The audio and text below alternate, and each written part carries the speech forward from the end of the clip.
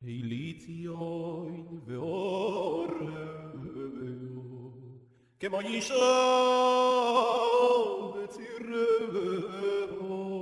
believe that we find ourselves in a time of transition.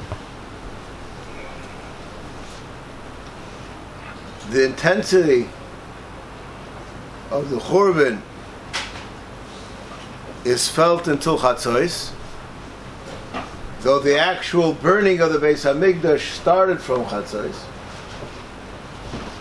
And we already have a trickling of a feeling of a Nechama at the same time that we still observe all of the Aveilus halachas.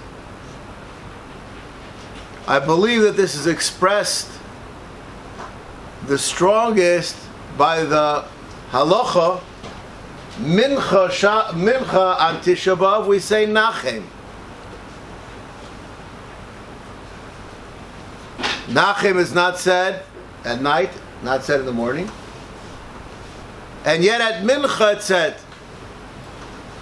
The Bach addresses this issue, and he says that yes, at this time there's already a little bit of a shink in the armor, so to speak, a way to have a foothold in a Nechama, though that we are actually still in Aveilus.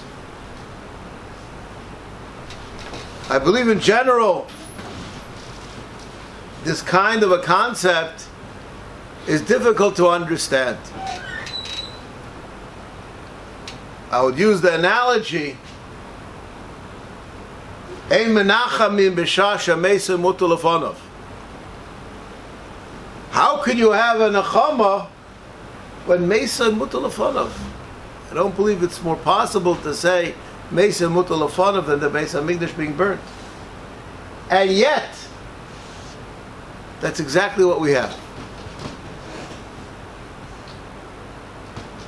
And I think that the answer to the question lies in a misunderstanding of that which is happening. The word to use, I think, is a process. We have different attitudes, different feelings, emotions at different times. And we sometimes assume that they are not related to each other at all. The key to understanding what's happening is that these emotions really are part of one process of bringing us from the Pehonius, the Beit HaMetzorim, the Aveilus, the Nechama, and Tshuva. There was a saying going around the last week, which I found it uncanny, because it sounds pretty good, and I don't even believe the one who made it up understood to the full extent that which was said. They took Simchas Torah and they made it into Tisha B'Av. We should be Zaycha that this Tisha B'Av turns into Simchas Torah. It's nice. It sounds good. And we even understand it as a Pashat Pshat. But Rabbi Yisai, what I'm here to tell you, and this is not my own idea, this is based on, if I'm not mistaken, Dessler discusses this, people before him discuss it. This is exactly the process that's happening. We go from Pronius, Aveilus, Nechama, Tshuva, Simcha. There's a process that's happening. Each piece of the process is worthy of, in its own right, of being looked under a magnifying glass to appreciate it totally. But also there's a general picture what's much emerged. I believe a starting point on this topic is exactly where we find ourselves now, in this in-between state, a transient state from Aveilus to Nechama.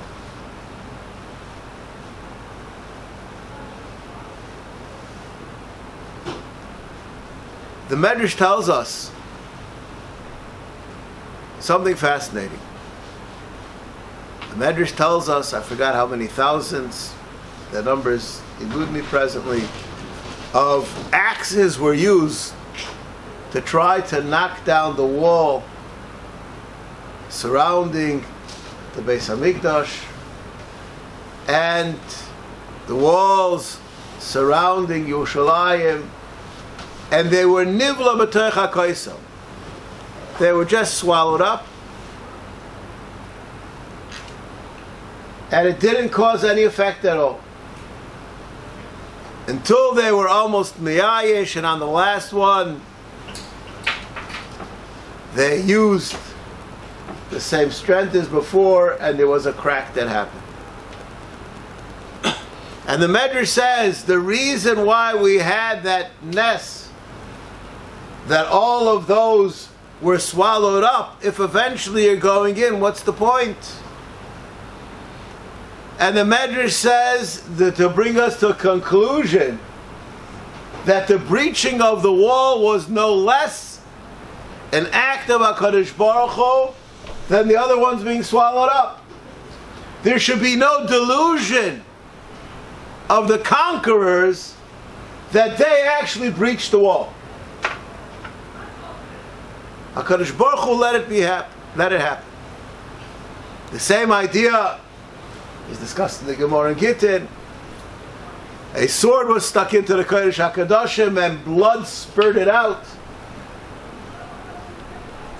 And the despicable general said, "Oh, I killed HaKadosh Baruch Hu." What was he thinking? Delusion. It's not even an illusion. And the Medrash continues. The Medrash says, the next stage of the war, they tried the Beis Hamikdash to breach it with metal objects. And someone came along and said, you're going to breach it with metal objects. Lo sonif oleh barzel. The Beis Hamikdash has a special law that it must be built, hewn from stones from the Shamir. No barzel is allowed because barzel is mekatzer chayodom. You cannot breach the walls with metal. Bring a chazir as a korban, sprinkle its blood on the walls, and they will be breached. So it says, Targum Sheni, a fascinating medrash. If there is no such thing as hocus pocus, that's what this is. And again, the point is a message. There is a way to success, and there's a way to ruination. Neither of them are by physical force, but only out of ruchnius can we build and can we destroy. The illusion that it's our physical actions that do it is only a mashal of what's really going on inside. Perhaps on a lighter level, I'd like to share with you such an insight that I heard from my uncle Zechrein Livrocha, that he heard from the Panovich Rav. My uncle is very close to the Panovich Rav. Spent many hours with him besides in learning. And the Panovich Rav said, I travel the world to raise funds for the yeshiva.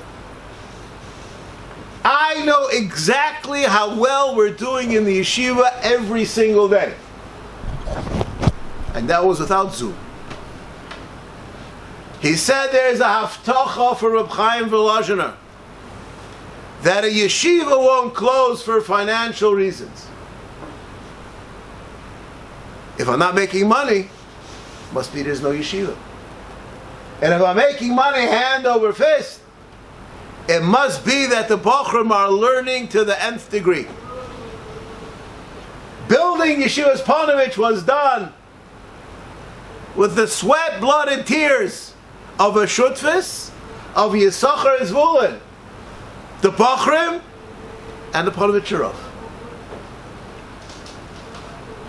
Who goes down as the hero? We have to wait till Emes to find out. We have ourselves a situation of Aveilus.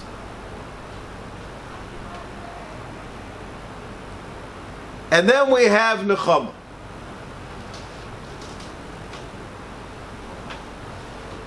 How is one menachem somebody else?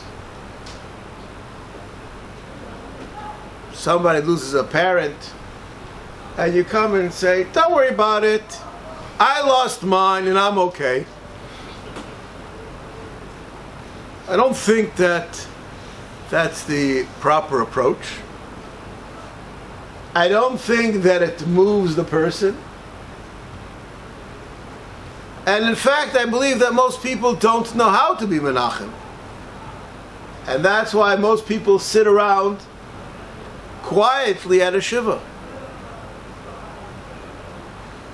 I'd like to share with you an incident that happened. I have a friend in Yerushalayim that his parents were an unbelievable team that went from city to city in the United States, 3 years here, 5 years there, building day schools successfully. And after those day schools were successful, they moved on to a new project. The kids all grew up and got married. And this couple, they weren't a family anymore, so to speak, they were just a couple, they moved to a new place. And shortly after they moved, the wife contracted a disease and died.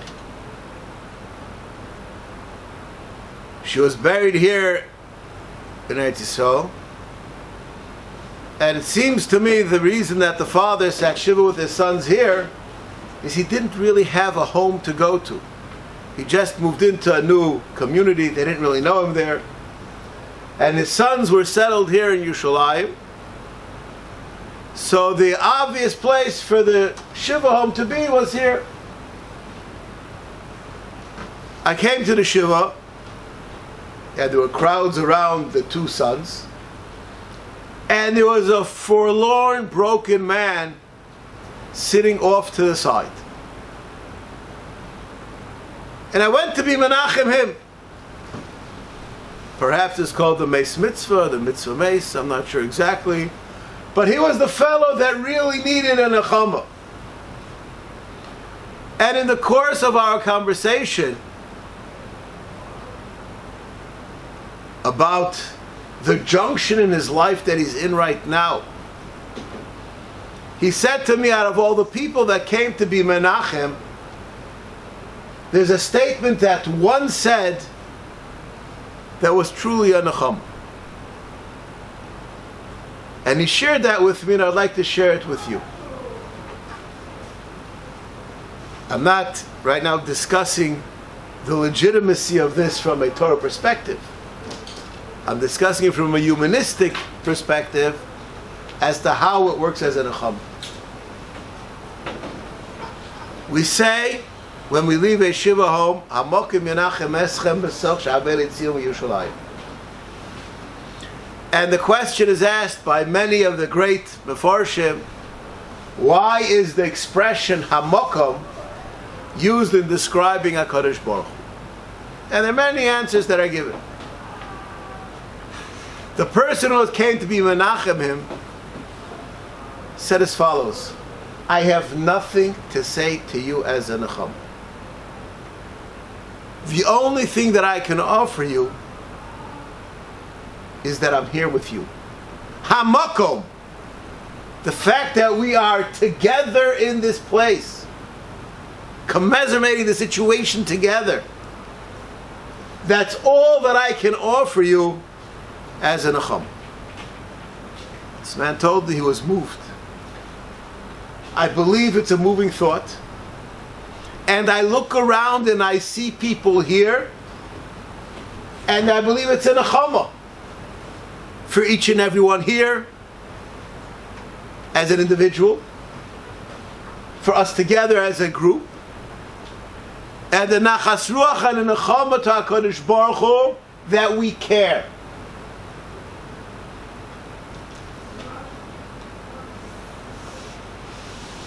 Why is it that it's difficult to be menachem someone? Because the loss that was there is irrevocable. Can't change it.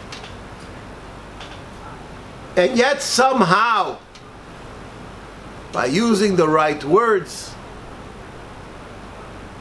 there can be a Nechama. I will turn to the Gemara in Makkos. At the end of Makkos, Rabbi Akiva goes to the Makom HaMikdash, Hey Boichim, and who is Mesachek? And they ask him, why are you Mesachek? And the Gemara tells us that it became clear in my mind that the Nevuah, that Yerushalayim will be rebuilt, will happen. And the Gemara says, Nichamtoni. A Nechama has happened.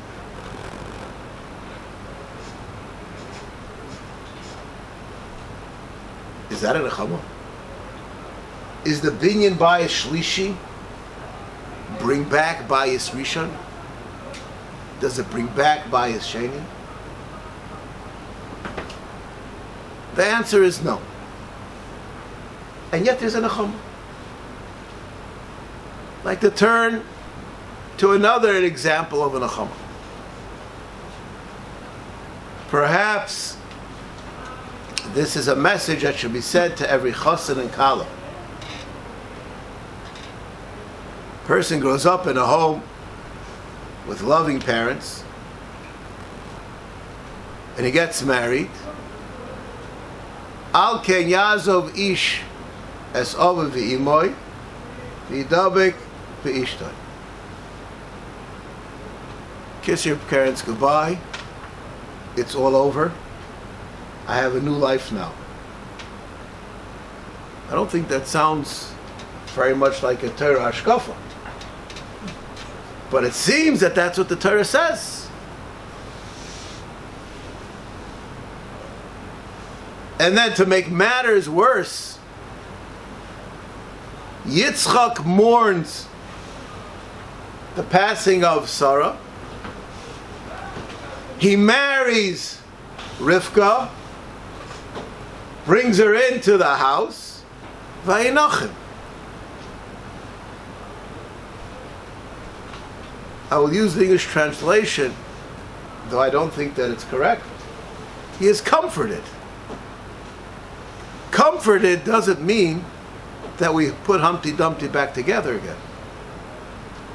Comforted just means that we eased the pain. I don't think that that's exactly the right definition, translation, not that I have a better one. So when we speak about a Nechama, I believe we're speaking about going forward. That we can go forward, that shows that we have within us what it takes to serve HaKadosh Baruch Hu in all conditions.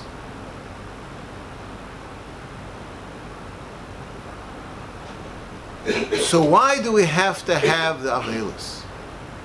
Why do we have to have the Churban?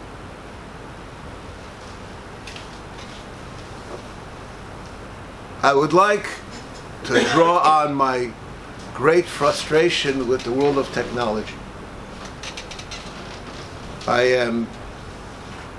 It's an insult to the word illiterate to say that I'm illiterate in technology. I understand that if the soda machine doesn't produce the soda after you put the money in it, and you kick it, you may get it. I even can tell you how that works. But anything electronic with one of those green cards inside, it's as Chinese as it looks. Makes no sense to me at all on a practical level. But from the things that I've learned in the world of technology is one word: reboot. I have no idea how rebooting takes care of the problem. And I don't even believe anybody here thinks that they do. But you know, as a friend of mine used to say, an old man, when I was a teenager, he was probably 70 or 80, just press the button. You have a problem, just press the button. Reboot, and it works itself out. I don't know how rebooting works. But the general idea, I think we all understand.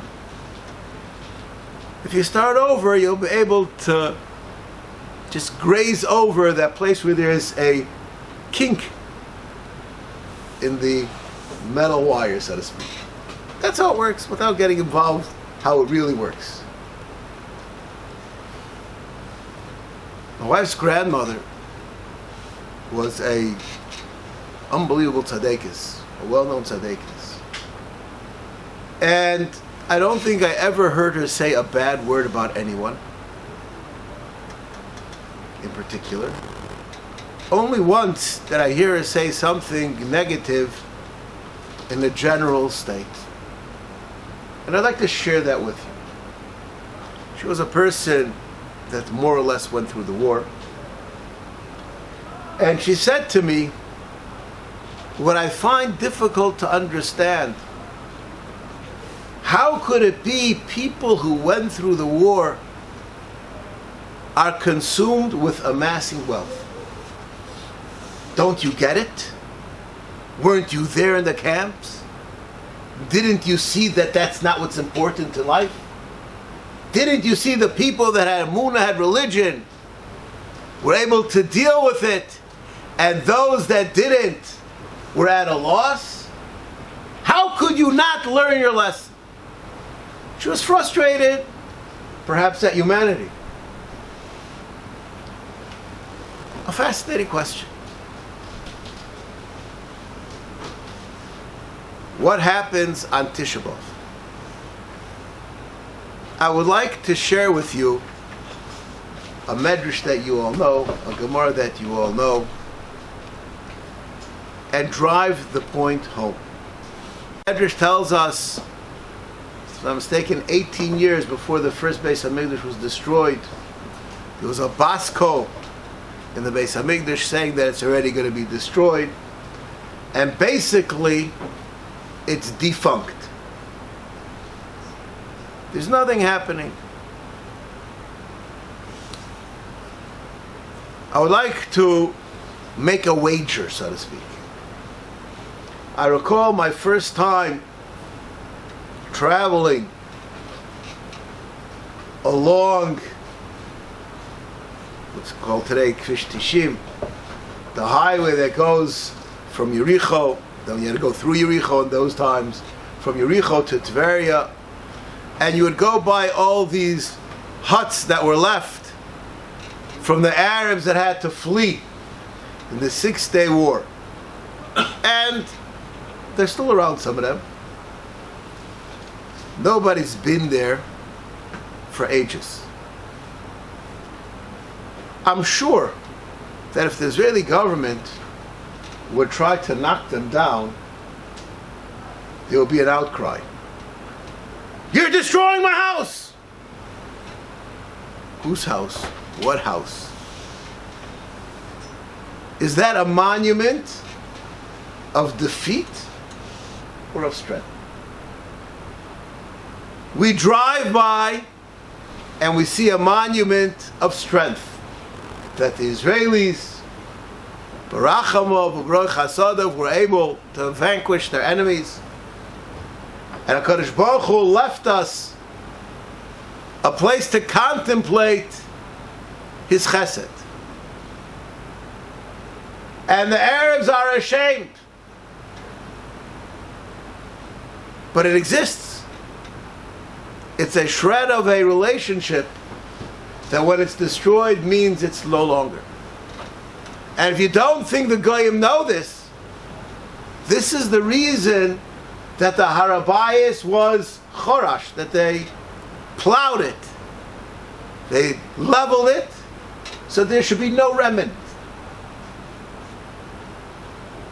For 18 years, we say that it's dead, but the building's still there, and we're confident. When the building goes up in fire, 18 years.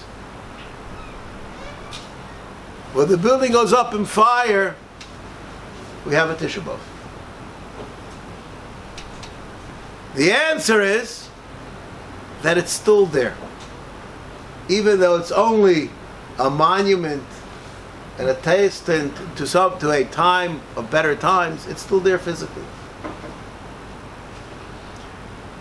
But when that happens, and we lose everything, and the strength of our belief,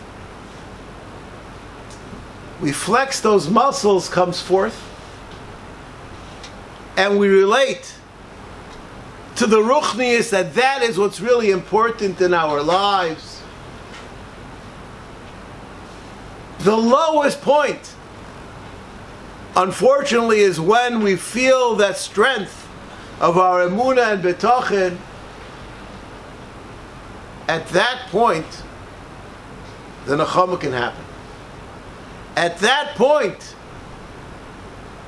there's room for comfort because there's hope. We are not comforted because there's nothing wrong at being at a dead end.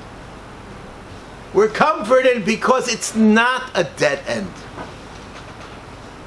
There's a place to build from. We're Mitzvah going to go forward from here. 6? We're supposed to go forward from here. This is the idea of a Nechama. How do we go forward? How do we go forward? I believe that when people think about our present state, it's hard to figure out how to go forward. We have to be businessmen in our avodas Hashem. We have to find out what makes it that Hashem is angry, what makes him that he's glad, what makes him that he should bestow his blessing on Klal Yisrael.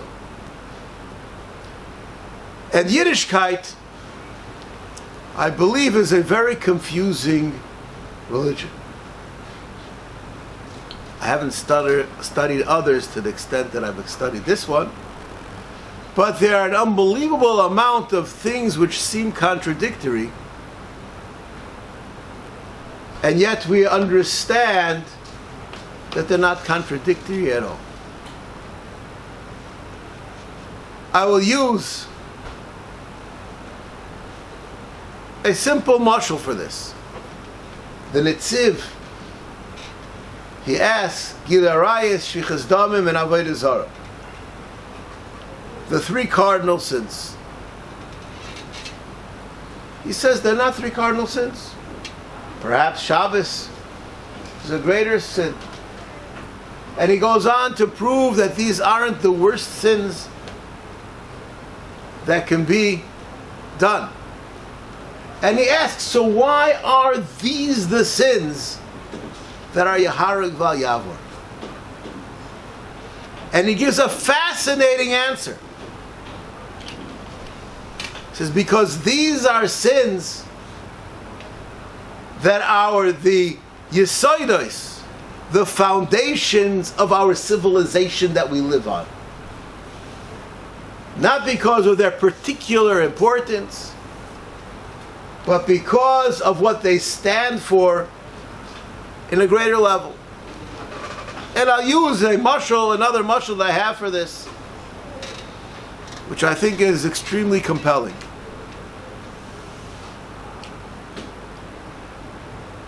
Is there any difference between a person eating meat that's not slaughtered properly or eating chazer? Both are an issa d'oraisa. Nevela, treifa, chazer, all in issa d'oraisa. There's absolutely no difference. Yet, in Yiddish we say it's chazer treif.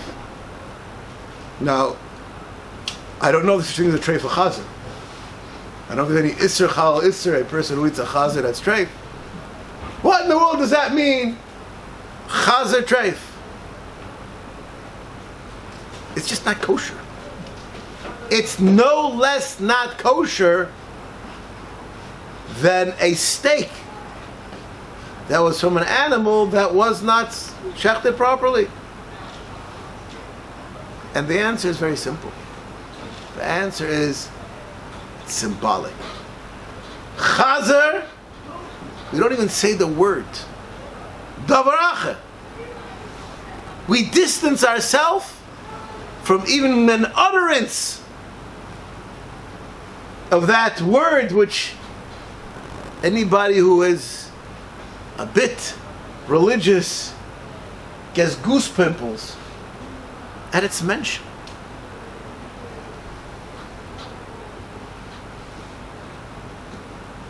It's not more or less treif. It's a question of what it stands for. Shabbos, unfortunately, as of today, less than 50% of the people in the land of Israel are Shomer Shabbos. Mitzvah Hashem, by this Shabbos, it should be otherwise. But over 80% keep Yom Kippur.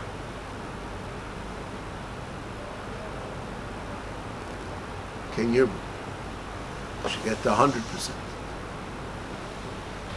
If one were to ask which is more important, we know Shabbos. Which is more symbolic? We know Yom Kippur. So when we discuss values, we have to know what we're talking about. Lo nechtam gzar dinom ela al hagezel. Does that mean that gezel is worse than metzicha? There's a way of looking at things where it is. When we speak about sinas chinam, so which is worse? Somebody who worships idols, or a guy who hates somebody for no reason? I believe it's a hard sell to say HaKadosh Baruch Hu is more concerned about sinas chinam than avodah zarah. And yet, that's what Chazal say. And I believe, I'm going to use the English word right now, which you all know the word, probably never thought about exactly what it means. I would like to justify that statement. The word justify has many meanings. I would like to use, a person has a picture on the wall that's on a slant, and you straighten it out, that's called you justified it. There are things which seem lopsided, but when you see them in their just sense, it has a different connotation. I'm not one to evaluate Aveilus. I'm not one to evaluate mitzvahs. I would like to take this opportunity to tell you what Chazal say.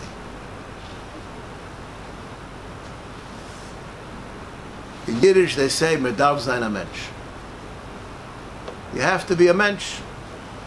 They say there's no translation of that word, not in English, not in Hebrew.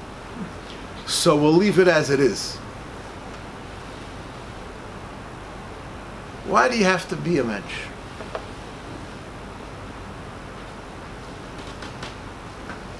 A person is a tzelem Elokim. Each one of us is a representative of a piece of HaKadosh Baruch Hu, and our actions reflect the meaning of HaKadosh Baruch Hu in this world. When we act improperly, we're bad advertisement for HaKadosh Baruch Hu. It's pogeya in our tzelem Elokim. We have removed ourselves from being the advocate of HaKadosh Baruch Hu. The mitzvahs that we do have to be done l'shma. The Aveilus that we do have to be eradicated. The Haftarah ends, Tzion b'mishpat tipadeh v'shaveha b'tzedakah. Fascinating. Lo nechtam gzar dinam, ela shehemidu divreihem al din Torah. We went into Galus because we did mishpat. We're going to come back by doing mishpat? I think this needs justification. This needs to be explained. V'shaveha b'tzedakah. Who is Tzion and who is Shaveha? What are we talking about?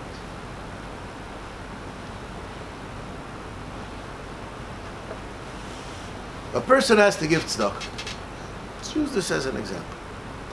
Someone comes to his door, he has to make an assessment.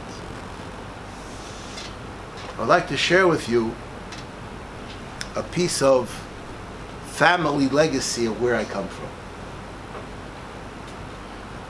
My Zayda, who was an orphan, was brought up by his Zayda, whose name was the Zayda Motcha. That's who he's called. The Zayda Motcha, on the day, he lived here in Yerushalayim, on the day that a boy was bar mitzvah, he gave him a stash of cash.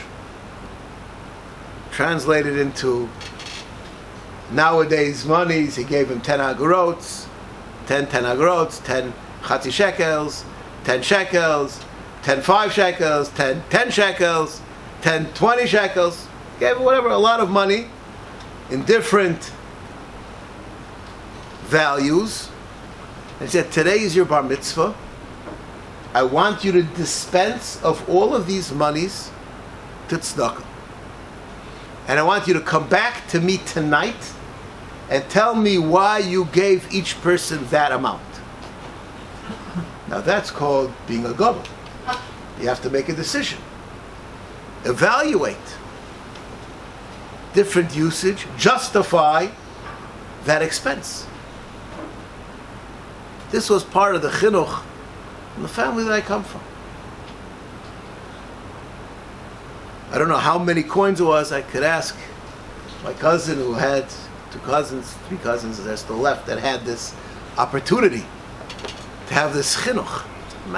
Massive idea. We are going to have to figure out when we spend our time doing mitzvahs, doing chesed, davening, learning. Are we doing it right? How do we justify it? The Birkei Yosef in Hilchos Rosh Hashanah makes a statement which to me is a guiding light in my life. Even the Lomdim take time off at this time of year to learn Musar. Because that's the Tzav Hashem. That's what you're supposed to be doing now. Fascinating thought. He's telling you backhandedly, if you have a choice to learn Musar or to learn Gemara, you should learn Gemara.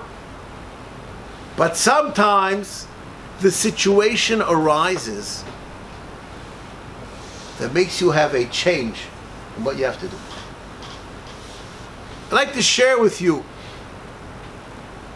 an example, a story of such an idea, which is amazing as to what does it mean to have a love of another Jew, appreciation of another Jew, and responsibility. This story took place around the year 1950. A balabas who came as an immigrant to America, never learned in yeshiva, what we call a religious amoritz, so to speak, from that time, asked Rav Aaron Kotler a question related to Taras HaMishpacha. And Rav Aaron, whoever knew Rav Aaron, he was a very busy man, he had a very tight schedule, he never had time for anything. And Rav Aaron, on hearing the question, he felt that there's something wrong, and he asked this man, this young married man, did you ever learn these halachas? And he said, no, I never had a chance.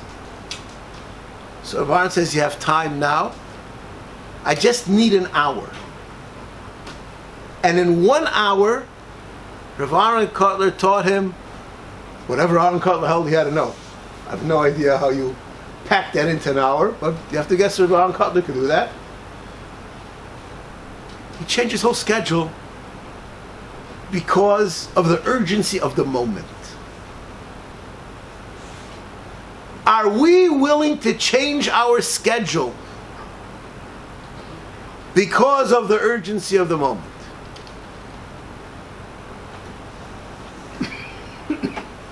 I don't know the answer to this question on a large scale, but I know the question has to be answered. There's a sick person that needs to be taken someplace, and at that time you have a Seder. When do you do it? And when do you say, Ani tafus?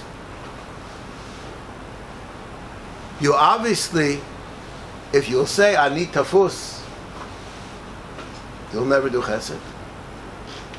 And if you do the chesed, you'll never learn.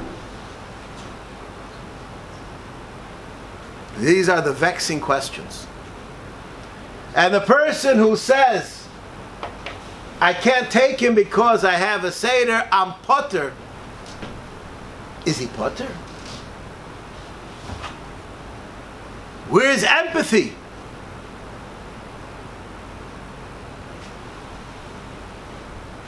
Where's your noisa ba'olim chaveiroi? I would like to share with you, and all this goes under the banner, my opinion, of Sinas Chinam. Rebbe Akiva Eger, the Gadol Ador, the Masmid, who he writes about himself that from the time that I'm 16, I've been learning with Talmidim B'Yisurim every single day.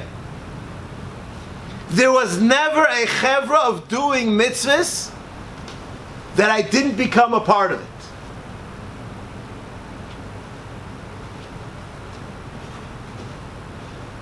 To my brothers. The Nechama that we have is that we now have rebooted. We understand that all of those things, all the other projects, all the things that we do are not really important. We're here for Ruchnius. So we rebooted. There's room for a Nechama because we can build ourselves to do the right thing. We can build ourselves to be able to do tshuva. Perhaps we're so weak in the aftermath of the Aveilus that we're not ready up to tshuva. We have to do, as the Chassidim say, Sur meirav asei tov. Sometimes it's not time to do tshuva. Forget about the bad. Start doing good. Get yourself on solid ground. Sur meirav asei tov. And then afterwards you come back. Perhaps that's the approach that we have to take right now. We leave Tisha B'Av a little bit more sensitive to our brethren. Have a little bit more of a care for those around us. And I would like to mention a nakuda, a practical nakuda, which I don't really have an answer for, but at least it should be thought about. Now is the time that people go on vacation. We're living in a time that there is a super large lens on the Haredim. And there are those who say that we don't care about others. It's not true. I don't think I have to sell that to anyone here. We all care. But how does it appear to somebody else?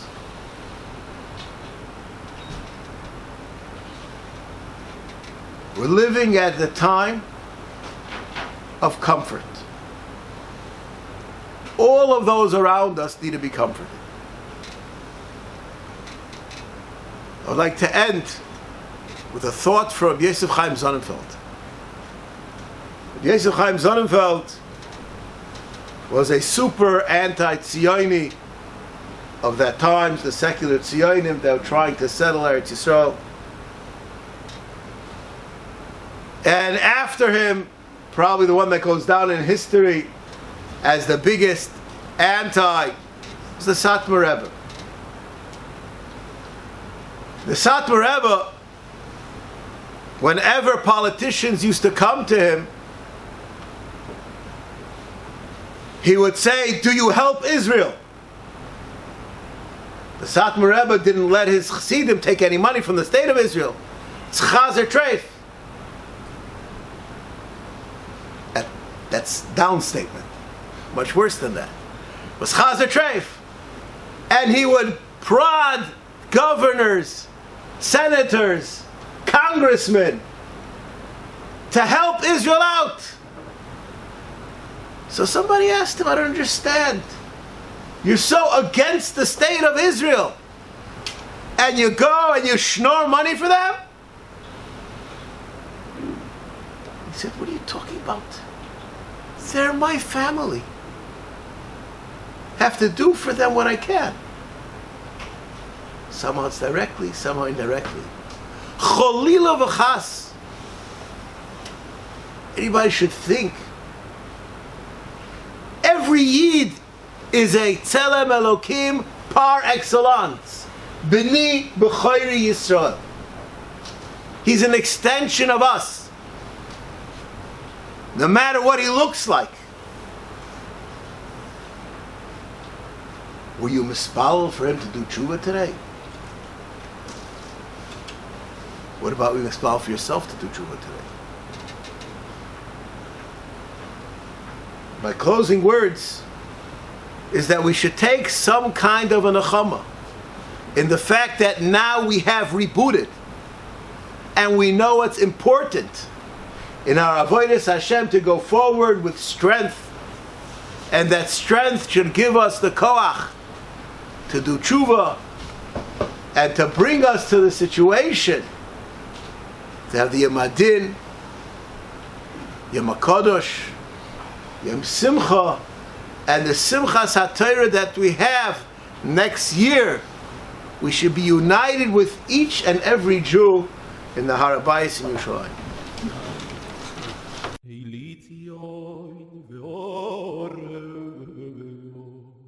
כמו אישה